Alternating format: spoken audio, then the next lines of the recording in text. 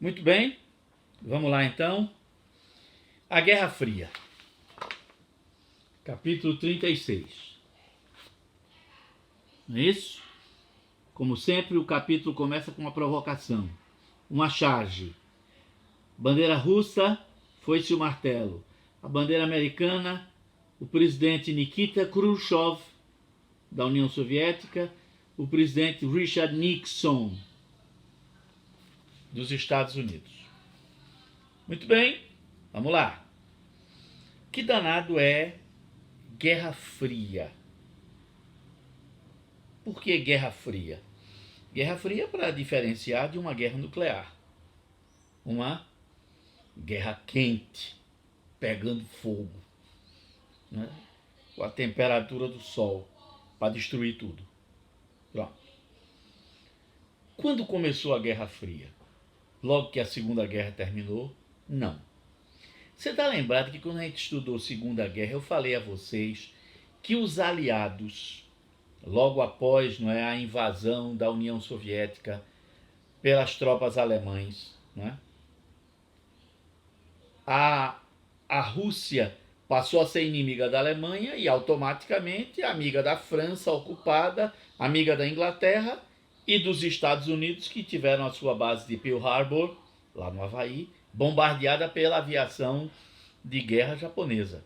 Ou seja, a União Soviética, que estava isolada do mundo capitalista, de repente se tornou aliada, truta, amiga do mundo capitalista contra a Alemanha, contra a Itália e contra o Japão imperialista. Não é isso? Muito bem. Então esse povo teve que se juntar para conversar, para discutir quando a guerra acabasse e se eles fossem vencedores, como seria a divisão do mundo entre os vencedores. É assim que acontece. Quem ganha uma guerra tem o direito de dividir o mundo. Ô miséria, e ninguém consulta, não é? Quem vai ficar nessa divisão. Muito bem. Antes e logo após o término da Segunda Guerra, ocorreram encontros importantes entre os chefes de Estado dos aliados, dos países vencedores. O primeiro encontro ou conferência, a chamada Conferência de Teherã, em 1943. Nesse ano, a Rússia, a União Soviética, já tinha derrotado na Batalha de Stalingrado as forças alemães. Os aliados, Inglaterra, França e Estados Unidos, já tinham derrotado os nazistas no norte da África, o general von Rommel, a raposa do deserto, e os americanos já tinham iniciado, não é, batalhas onde derrotaram o Japão lá no Oceano Pacífico, né, do outro lado do mundo, na Ásia.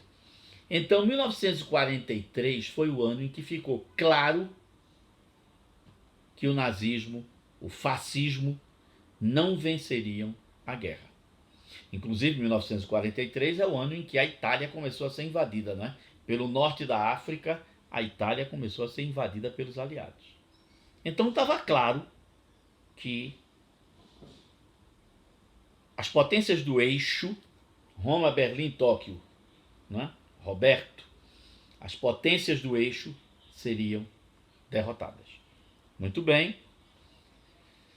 O segundo confronto, a segunda conferência, a segunda reunião foi em Yalta. Yalta é uma cidadezinha que fica na Crimeia, é uma região da União Soviética no Mar Negro, né? Um lugar bonito, na beira do mar. Pois bem, a conferência de Yalta, né? Essa conferência, né, teve a conferência do Cairo, que o livro não cita, é antes da conferência de Teherã, a conferência de Teherã, a conferência de Yalta e a última conferência de Potsdam. A conferência de Yalta já foi em fevereiro de 45. Não é? A Europa Oriental já estava toda libertada, a União Soviética já estava nas fronteiras da Alemanha, A França já tinha sido libertada, a Itália praticamente, não é, já estava nas mãos dos aliados, né? Mussolini está tentando fugir lá em Milão, se escondendo para não ser preso. Pronto. Essa conferência já era para definir como o mundo vai ser dividido. Na conferência de Yalta, a União Soviética conseguiu o direito de anexar os países bálticos, Estônia, Letônia e Lituânia, que pertenciam à Rússia desde antes da Primeira Guerra, e garantir sua influência nos países do leste europeu, ou seja, na Europa Oriental. Polônia, Tchecoslováquia, Hungria, Romênia, Bulgária, mais tarde a Iugoslávia também. Né?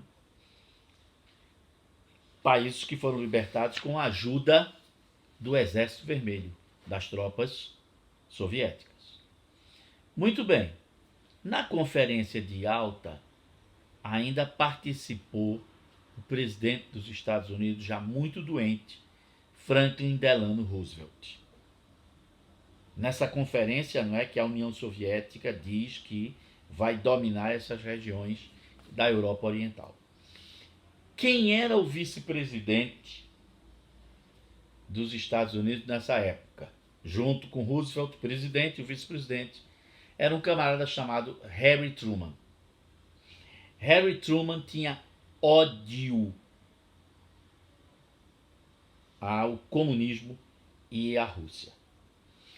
Truman achou que essa concessão que o primeiro-ministro da Inglaterra, Winston Churchill, que o general de Gaulle da França fizeram, e Roosevelt, fizeram a Stalin, deixando Stalin dominar essas regiões. Truman disse, isso foi uma burrada. Como é que vocês entregam metade da Europa para os comunistas de mão beijada? O problema é que foi a União Soviética que libertou esses países. No mundo da guerra funciona desse jeito. Mas ele não se conformava. Pouco depois, Roosevelt morre. A gente sabe que Roosevelt sofria de poliomielite, paralisia infantil, mas que também dá em adulto. Naquela época não havia vacina. Albert Sabin não havia inventado a vacina contra a poliomielite. E a poliomielite ela não traz transtornos somente para, não é, imobilizando os membros inferiores, impedindo você de caminhar. A poliomielite é uma doença nos nervos, e os nervos todos. Então, à medida que ela vai avançando, ela vai atingindo outras partes do corpo, inclusive o pulmão. Né? E, obviamente, se os nervos não transmitem mais as informações que o pulmão tem que encher e secar, você vai morrer sufocado. É terrível, não é? Mas é o que acontece. Aí tem gente que diz que é contra a vacina. Olha, um camarada desse devia apanhar todo dia, porque burrice devia doer. Meu Deus do céu, a humanidade se livrou de um amontoado de doenças graças às vacinas. Elas são indispensáveis para a espécie humana sobreviver contra vírus e bactérias, não tem outro jeito. Pelo amor de Deus, não vamos dar chute na ciência. Não, eu sei, a ciência não é infalível. Eu sei que o professor de filosofia de vocês andou falando desse negócio, que a ciência erra, que não sei o quê. Sim, muito bem. Mas existem partes da ciência que têm acertado sempre. Então eu não posso contrariar as evidências. Não é? Vamos tomar cuidado com essas ideias. Né? Esse povo de filosofia é chegado a umas conversas mole. Entendeu? Muito bem. Seguindo então. Já com a Alemanha invadida, conquistada, vai ter em junho de 45, ou seja, a Alemanha já estava ocupada pelas tropas aliadas. Metade da Alemanha foi ocupada pela União Soviética e a outra metade pelos aliados.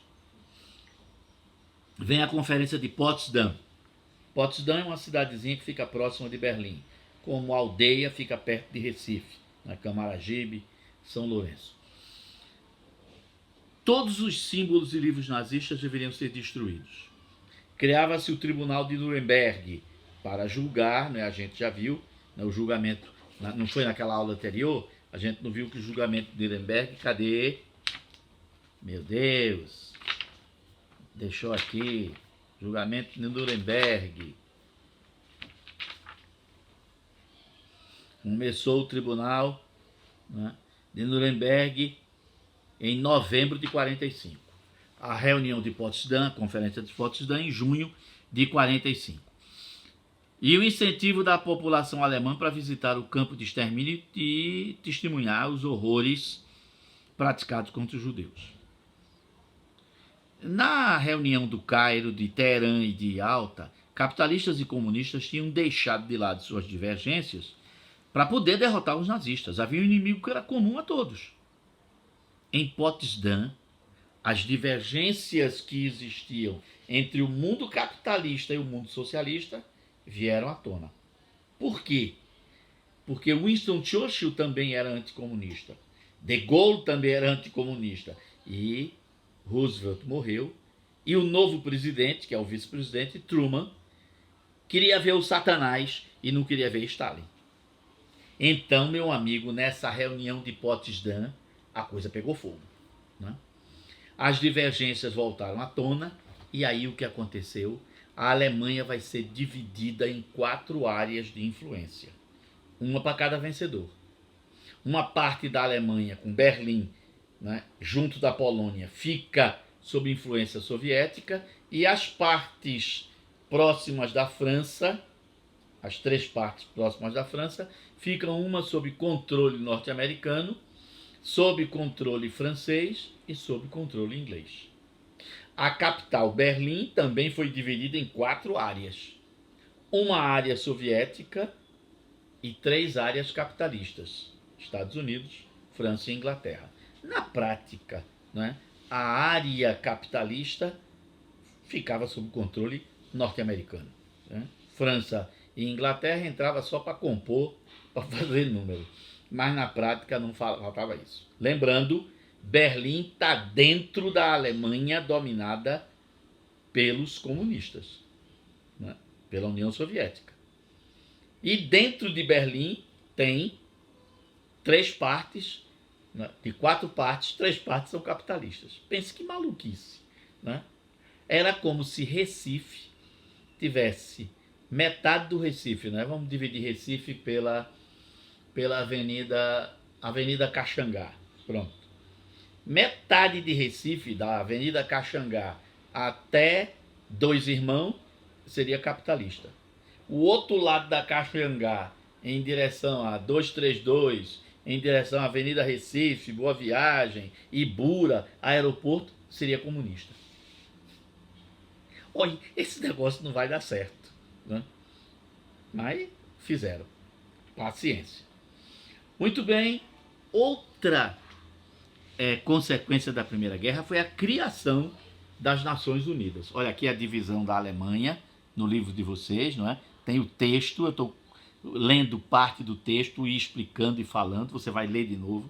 Aqui a divisão da Alemanha. E aqui a criação da Organização das Nações Unidas, ONU, na sigla em português, né? Na verdade, isso começou a funcionar já em 1943, né? Se pensou em criar uma Sociedade das Nações, né? O nome seria Nações Unidas, NU, somente isso, Nações Unidas. Foi também determinado, não é, no acordo Bretton Woods, feito nos Estados Unidos, que o padrão ouro do mundo, como em época de guerra o ouro dispara o preço do ouro, ficaria complicado você gerenciar isso, ficou acordado o seguinte, não é? Nesse acordo de Bretton Woods, você vê isso também em geografia, que o dólar seria provisoriamente o padrão monetário do mundo. Provisoriamente, enquanto não se encontrasse um outro padrão monetário. Vê que provisório é esse que dura até hoje. Muito bem, então em 43 foi pensada Nações Unidas. Em 44, né, foi definido que o nome deveria ser Organização das Nações Unidas e que deveria conter todos os países do mundo, tanto os vencedores quanto os derrotados. Mas o negócio só começou a funcionar de fato, e o livro diz isso aí, no dia 24 de outubro de 45. Então, a Conferência de Potsdam em junho. Em outubro, a primeira reunião das Nações Unidas. E em novembro, o Tribunal de Nuremberg. Menino, 45 foi um ano agitado, né? Foi um ano cheio. Quem presidiu essa primeira Assembleia das Nações Unidas? Foi um diplomata brasileiro, Oswaldo Graça Aranha, era o nome dele. É por isso que todas as vezes que vai haver, não é, a abertura do ano de discussões nas Nações Unidas, quem abre a primeira conferência, quem faz a primeira fala, é sempre o presidente do Brasil, pela tradição. Que o Brasil foi um dos primeiros países a formar as Nações Unidas. E Graça Aranha foi um diplomata que reuniu um monte de outros diplomatas para criar a Organização das Nações Unidas. Esse camarada, esse brasileiro, tem uma importância fundamental.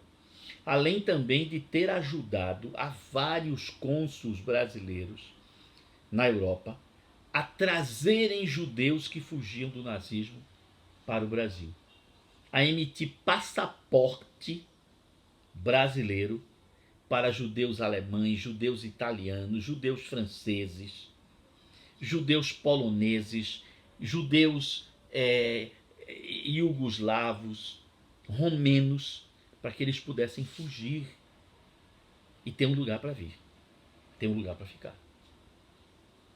Então, Graça Aranha é um sujeito importantíssimo. Nessa época, quem era cônsul do Brasil, não sei em que país, parece que era na Alemanha, era o escritor João Guimarães Rosa.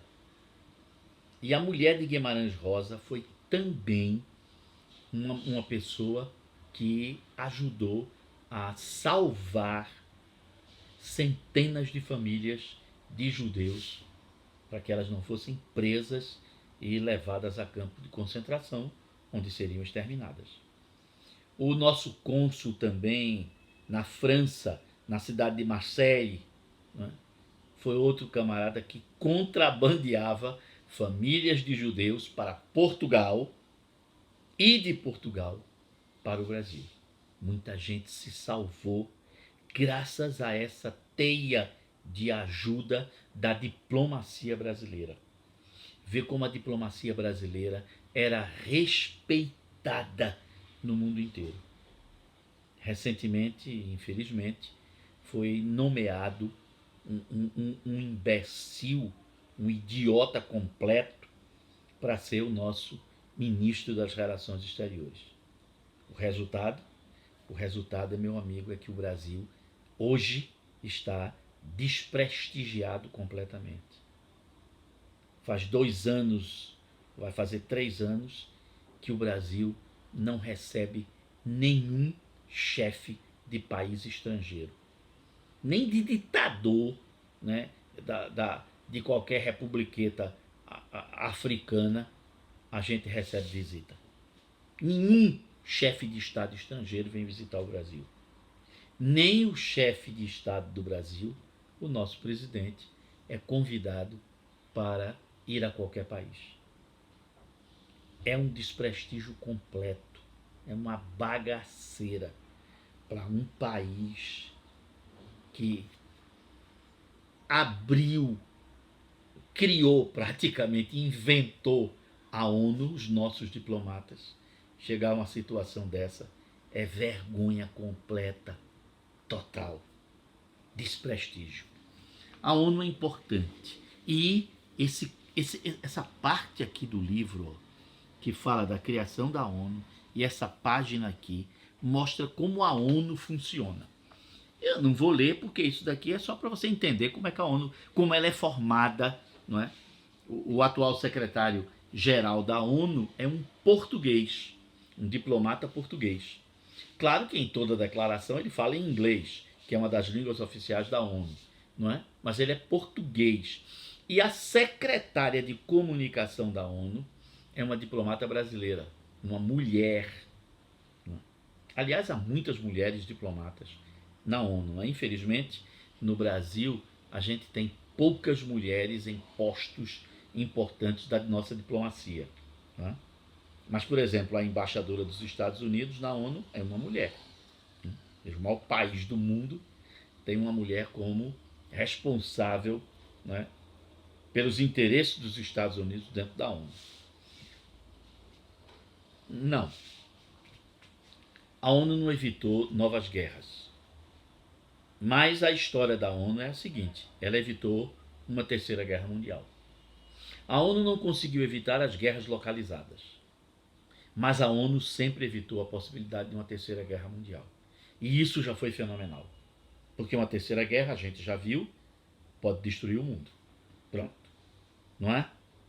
A ONU tem órgãos que são importantes. Por exemplo, Conselhos Econômicos e Sociais, Organização das Nações Unidas para a Educação, Ciência e Cultura, a Unesco. Não é? Muita gente conseguiu bolsa de estudo, muita gente de país pobre conseguiu bolsas de estudo nas melhores universidades do mundo com o auxílio da ONU. A Organização das Nações Unidas para a Alimentação e Agricultura, o combate à fome.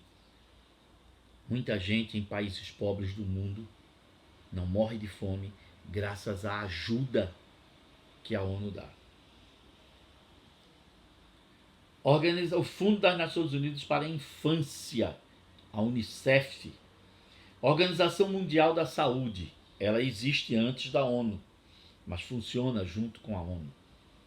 É a que garante, não é, o controle das epidemias, pandemias, de toda coisa que possa causar uma catástrofe contra a humanidade.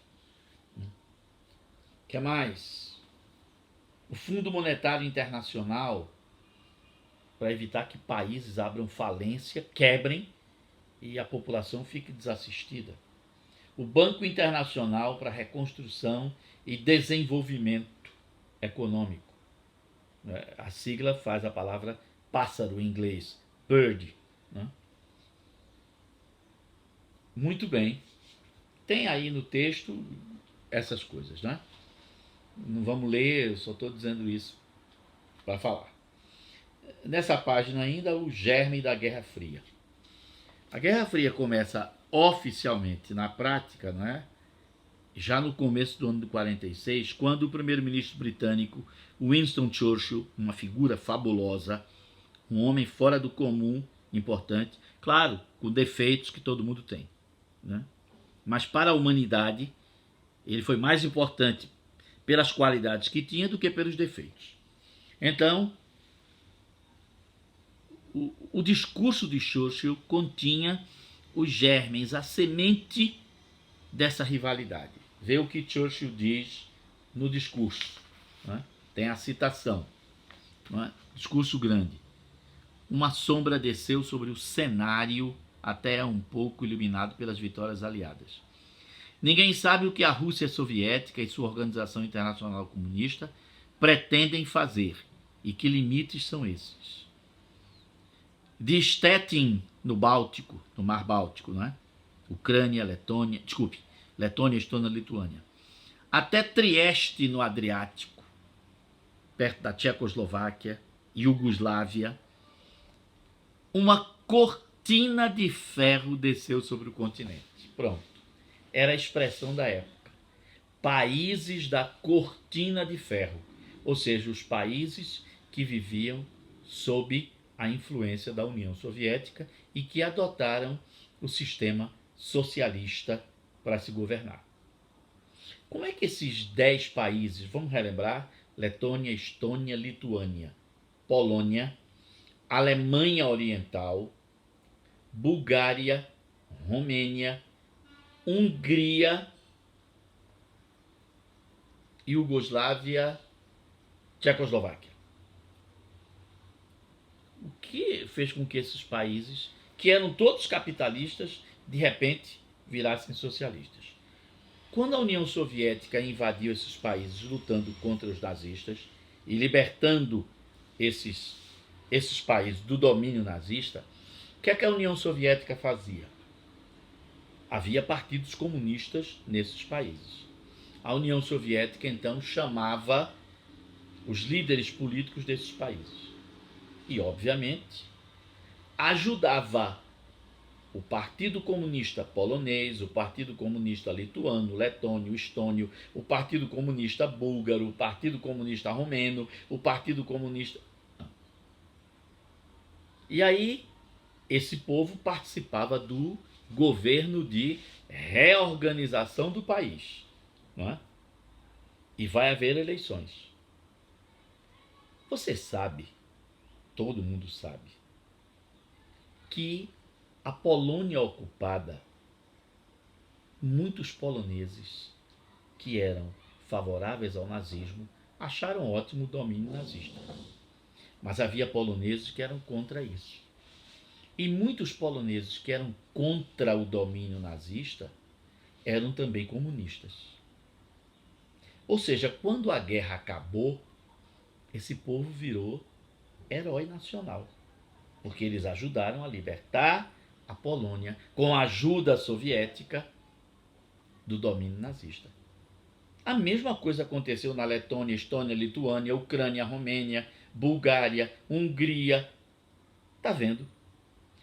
Os comunistas que lutaram contra os nazistas, quando a Rússia entra nesses países, eles viram colaboradores dos russos e, quando a guerra termina, heróis da guerra. Heróis porque libertaram seu país. Aí, 46 e 1947, vai haver eleição nesses países. E um monte de candidatos são do Partido Comunista. Quem é que vai vencer essa eleição? Os heróis, né? Quem libertou? Os heróis. Quem deve ser os próximos governantes? Os heróis. Então o que é que vai acontecer? Nesses países, quem se elege presidente, primeiro-ministro, senador, deputado, quem chega ao poder, à capacidade de decidir, são os comunistas. Aí o que é que vai acontecer? No poder, os comunistas começam uma série de reformas, como eles têm a maioria do parlamento, dos deputados e senadores, eles fazem uma série de leis e transformam os seus países em países socialistas, em países marxistas, em países comunistas. Pronto. Entre 1946 e 1948, todos esses países que a Rússia libertou, ajudou a libertar, se tornaram comunistas. Pronto. A cortina de ferro, né, que separava esses países do mundo capitalista é essa de que fala Churchill. Pronto. E Truman, que já não gostava, aí disse, bom, é cortina de ferro, pois a gente não vai conversar mesmo com esse povo. Pronto. E o que fazer para evitar que outros países se tornassem comunistas? O Partido Comunista também ajudou a lutar contra Mussolini na Itália. O Partido Comunista participou da resistência francesa. Está lembrado daquele grupo de pessoas que lutavam contra o domínio nazista? Muito comunista estava ali. Comunistas na Bélgica, na Holanda, comunistas na Inglaterra. E aí? E se de repente holandeses, belgas, franceses, italianos começassem a votar nos candidatos comunistas? A Europa inteira ia virar comunista. Lógico. E era isso que os aliados não queriam. A mesma coisa está acontecendo na Ásia. Os comunistas lutaram contra os japoneses na China. Os comunistas da Coreia lutaram contra os japoneses. Os comunistas na Indochina, Vietnã, Laos, Camboja lutaram contra os japoneses. Os comunistas na Indonésia lutaram contra os japoneses. E aí? E se esses países também se tornarem comunistas? Os americanos ficaram enlouquecidos. Truman ficou louco, ficou doido. Tinha que haver um jeito de impedir que a praga comunista, a epidemia vermelha, se espalhasse pelo mundo capitalista. Então, primeira providência, vamos recuperar a economia dos países capitalistas que foram atingidos pela Segunda Guerra. Os americanos estão ricos. A guerra rendeu dinheiro para os Estados Unidos. Foi criado então um plano para ajudar os países da Europa capitalistas a se recuperarem economicamente, evitando que esses países se tornassem comunistas. É o plano Marshall. Está escrito aí, o perigo vermelho, a cortina de ferro. Harry Truman comprometeu-se a ajudar o mundo capitalista europeu a evitar o avanço do comunismo, da ideologia comunista. E uma estratégia, o Plano Marshall, um programa de recuperação econômica dos países atingidos. 16 países da Europa foram ajudados pelos Estados Unidos. À época, 13 bilhões de dólares foram gastos. Isso hoje não é muita coisa, mas atenção, transfira para os dias de hoje, isso dá aproximadamente 13 bilhões de dólares na época, isso equivale a aproximadamente 1 trilhão de dólares em dinheiro de hoje. 1 trilhão de dólares para recuperar a economia. Claro que isso é sob a forma de empréstimo. Os países que receberem essa ajuda vão pagar, mas vão pagar a perder de vista, a um longo prazo, 10 anos. E realmente isso aconteceu. A Europa foi beneficiada.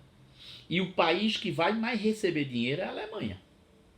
Os americanos querem transformar a Alemanha destruída pela guerra, assim, no paraíso, no modelo do capitalismo. Tá vendo? O plano Marshall, portanto, era para criar uma vitrine para o mundo de como isso aconteceu. E para evitar que o comunismo chegasse no Japão, foi criado lá para o Japão um plano especial, chamado Plano Colombo, né, que ajudou o Japão e os países vizinhos, nos quais os Estados Unidos tinham interesse, claro. Só que a China, em 1949, a gente vai ver, ela vai fazer uma revolução comunista e aí escapa da influência norte-americana. Plano Marshall, então, serviu para recuperar. Foi a propaganda do capitalismo. Tá vendo? O capitalismo pode tirar da miséria qualquer país se ele quiser fazer. O problema é que nem sempre ele quer. Quase nunca ele quer. E o mundo continua pobre. Né? Só se gasta dinheiro quando interessa aos Estados Unidos. Mas a Europa capitalista foi recuperada. Muito bem. E a Alemanha dividida? A Rússia também teve um plano para ajudar a recuperação dos países que ela dominou. Mas só que a Rússia não era uma potência econômica como os Estados Unidos, né? Então a recuperação do mundo socialista foi lenta, quase parando, na velocidade de uma tartaruga paralítica. Houve recuperação, claro, mas demorou em relação ao lado capitalista. Não é? O lado de Berlim, que era capitalista, rapidamente se transformou numa cidade moderna, avançada. Não é? Em 10 anos, Berlim era outra coisa. A Berlim ocidental, a Berlim oriental continuava com problemas. O mundo socialista continuava com problemas. Muito bem. Como é que vai funcionar essa Alemanha dividida? A Alemanha passa a ter duas, não é? são dois países agora. A Alemanha Oriental, com o nome oficial de República Democrática Alemã, DDR, na língua alemã, Deutsche Demokratische Republik. A capital era Berlim. A metade de Berlim. A Alemanha Ocidental, oficialmente, era chamada de Deutsche Bundesrepublik. Deutsche Bundesrepublik quer dizer República Federal da Alemanha. E a capital era a cidade de Bonn, B-O-N-N. Então a Alemanha, o povo alemão, viu seu país dividido em dois estados diferentes. Um estado socialista, marxista, comunista, e um estado capitalista.